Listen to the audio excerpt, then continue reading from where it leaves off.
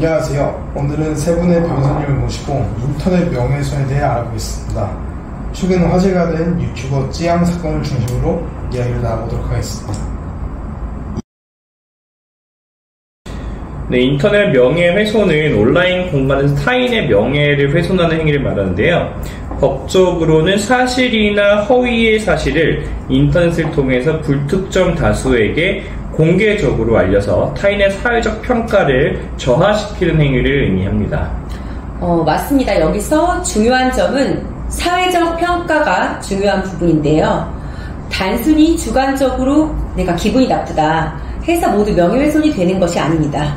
그 사람의 사회적인 지위나 평판에 부정적인 영향을 미쳐야 됩니다. 그러면 인터넷 명예훼손은 그 오프라인 명예훼손과 좀 다른 점이 있을까요? 좀 다르죠. 네.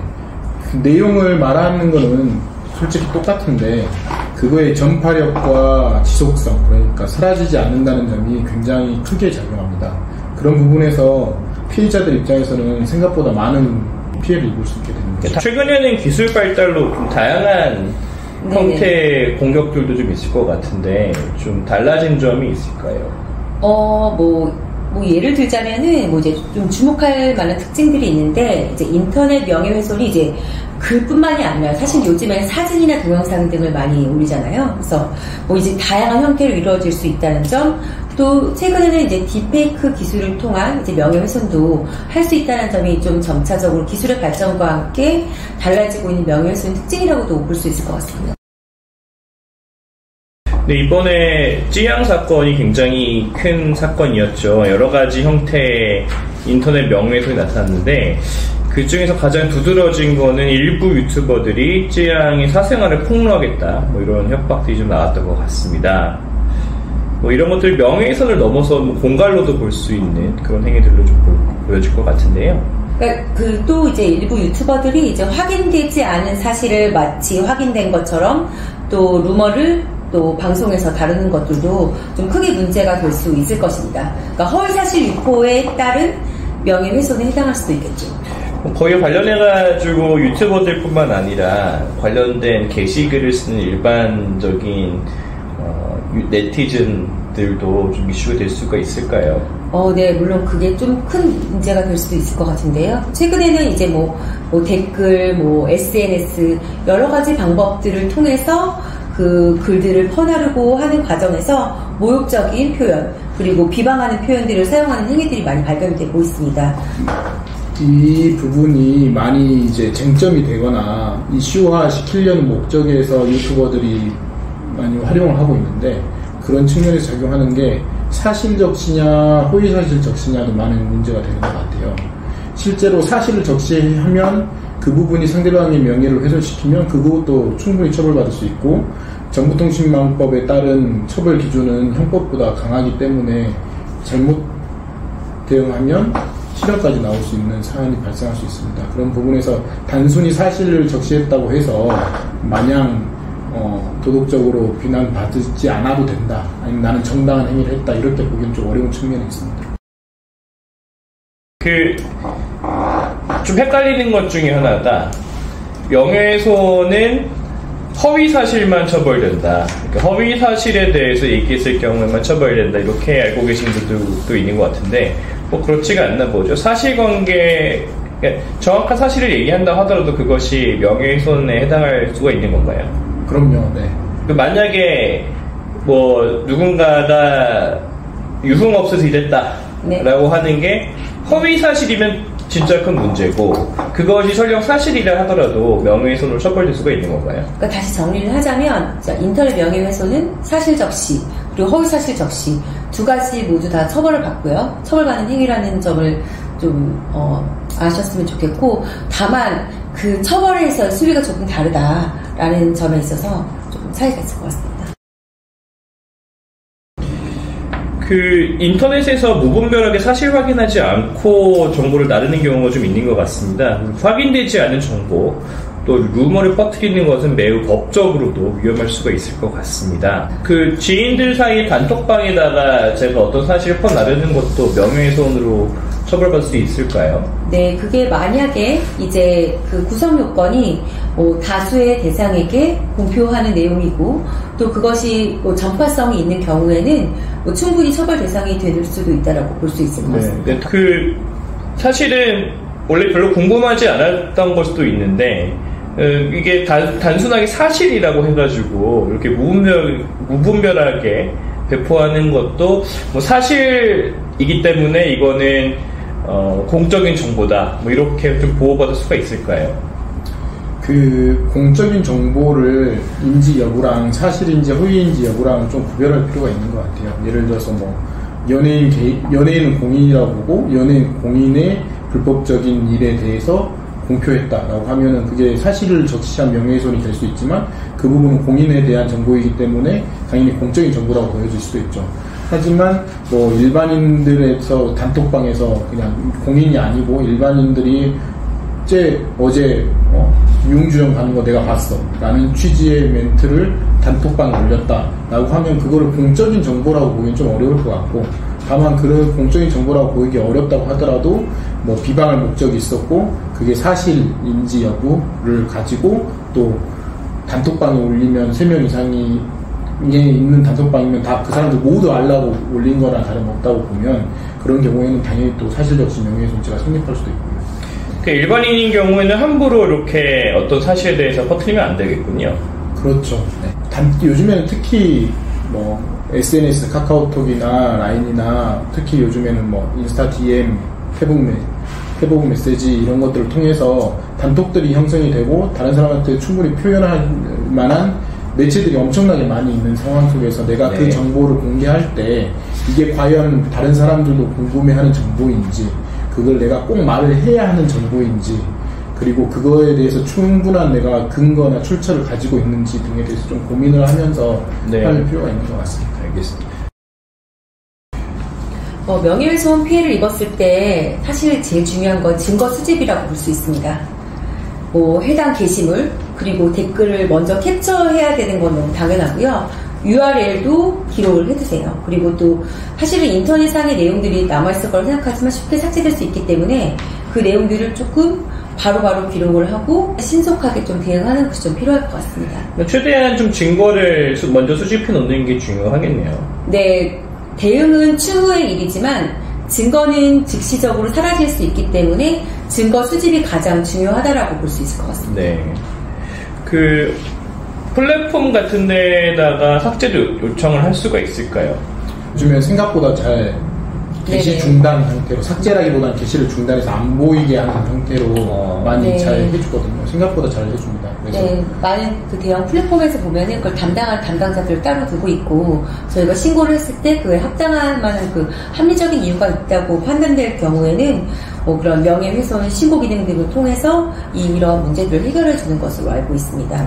이러한 좀 문제들을 해결할 수 있는 방법을 즉각적으로 활용하면서도 같이 증거 수집도 하고 그와 함께 좀 법적 대응을 어떻게 해야 될지도 같이 한번 고민을 해보는 것이 좀 순서가 아닐까 싶습니다. 법적 대응은 어떻게 할 수가 있을까요? 네, 전문 변호사와 상담을 하는 게 매우 중요한데, 그러니까 많은 사람들이 나도 할 수 있고 이 정도는 내가 TV를 봐서 서치를 통해서 할 수 있다라고 하시는 경우들이 많은데, 사실은 이제 대응에 있어서 시기가 굉장히 중요한데 시기를 놓치거나 아니면 적법한 방법을 사용하지 않거나 아니면 이제 본인이 오히려 가해자가 되거나 문제가 되는 경우들이 굉장히 많이 발생하고 있기 때문에 조금 신속하지만 또 정확하게 대응하는 것이 매우 중요하다고 할 수 있을 것 같습니다.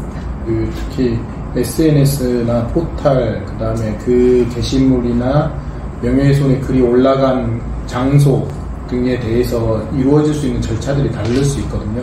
또 예를 들면 네이버나 구글이랑 서로 본사의 위치가 다르기 때문에 경찰들에서 접근할 때 관심도가 다를 수 있어요. 네이버 같은 경우에가 쉽게 준다 이런 건 아니지만 기본적으로 사실조회 회시를 보내지만, 구글 같은 경우에는 그냥 경찰이 포기하는 형태도 많고, 또 예전에 해외에서 주로 사용되어지는 SNS 프로그램들에 대해서는 국내에서 조사를 하기가 굉장히 어려운 측면이 있기 때문에 사전에 많은 조사를 하고 시작을 할 필요가 있습니다. 그래서 그런 절차들을 아는 변호사님이나 법조인들과 상담을 하고 진행을 하는 게 중요할 수 있습니다. 네, 저희 차인건 법률사무소에서는 명예훼손과 관련된 전문 변호사들이 상주하고 있습니다.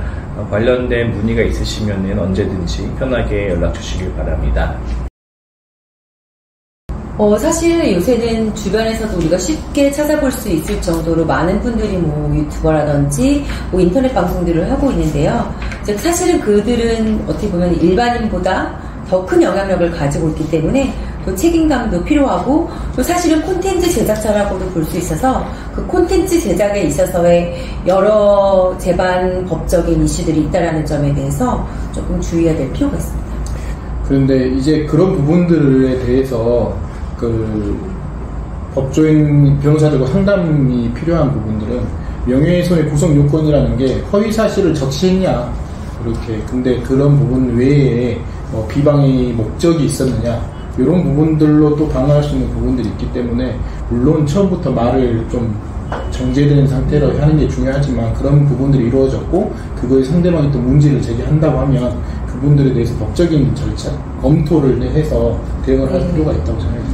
그러니까 보통 일상 언어로 방송을 하기 때문에 크게 문제가 되지 않는다라고 생각할 수가 있는데 사실상 이제 명예훼손의 구성 요건에 해당되는 경우들도 많이 있고 그 부분에서 법적인 그 요건에 해당되는 경우들도 많이 있기 때문에 여기에는 사실 좀 철저하게 좀 방송 전에 대비를 하시는 게 필요할 것 같은데요. 조금 철저하게 이것이 나에게 어떻게 도움이 될지 어떻게 문제가 될지에 대해서 판단하는 거는 사실은 그 무엇보다 어떻게 보면 좀 큰 투자가 아닐까 가장 필요한 일이 아닐까라고 생각합니다. 가장 쉽게 저희가 얘기할 수 있는 거는 좀 인터넷 명예훼손에 대해서 여러 가지 케이스들이 많이 나오고 있으면서 좀 더 세밀한 판단을 내리고 있다는 점을 얘기할 수 있을 것 같습니다. 특히 법원이 주목하고 있는 부분은 공익성 그리고 진실성 부분인데요. 그러니까 뭐가 공익을 위한 것인지 진실로 믿을 만한 것은 어떤 것인지에 대해서 많은 판단들을 내리고 있습니다. 결국 네네. 이게 진실로 믿을 만한 상당한 사유가 있었다. 네네. 그리고 공익을 위한 목적이 분명했다라고 네네. 한다면은 네. 명예훼손이 아니라고 보는 판례도 있다는 거죠. 네, 그런 판례의 경향은 이제 표현의 자유를 중시하는 판례의 흐름이라고도 볼 수 있을 텐데요. 요새 퍼나르기 같은 공유 기능 통해서 퍼나르기 하는 거, 여기에 대해서 판례들은 어떤가요? 그래서 그런 부분들을 보여줄 때 이게 소위 말하는 공익성, 그 다음에 비방의 목적과 관련된 부분으로 많이 보이고 있거든요. 근데